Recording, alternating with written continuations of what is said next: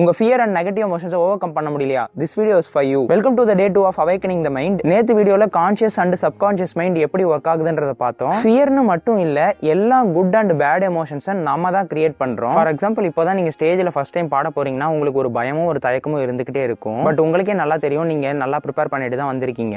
But once நீங்க ஸ்டேஜ்ல ஏறி பாடுறப்போ அந்த பயமும் தயக்கமும் உங்களை நல்லா பாடவே விடாது. நம்ம மைண்ட் பேசிக்கா எப்படி ஒர்க் ஆகும்னா, ஒரு தாட் வருது அப்படின்னா அதை என்னைக்குமே எமோஷன்ஸோட ரிலேட் பண்ணிக்கும். ஃபார் எக்ஸாம்பிள், குட் தாட்ஸ் வருதுன்னா அதை குட் எமோஷன்ஸோட ரிலேட் பண்ணிக்கும். அதே மாதிரி தான் ஒரு பேட் தாட் வருதுன்னா அதை நெகட்டிவ் எமோஷன்ஸோட ரிலேட் பண்ணிக்கும். Thoughts plus emotion is a powerful compound, deadliest compound வச்சுக்கலாம். அதுதான் நம்மளை உருவாக்குறதும் அதுதான் நம்மளை அழிக்கிறதுமே. நீங்க நல்லா பாடலைன்னா என்ன நடக்கும்னு யோசிக்கிறீங்க. நீங்க திங்க் பண்ண உடனே நம்ம கான்ஷியஸ் மைண்ட் ஃபியர் என்ற நெகட்டிவ் எமோஷன்ஸை இந்த தாட்டோட அட்டாச் பண்ணிடும்.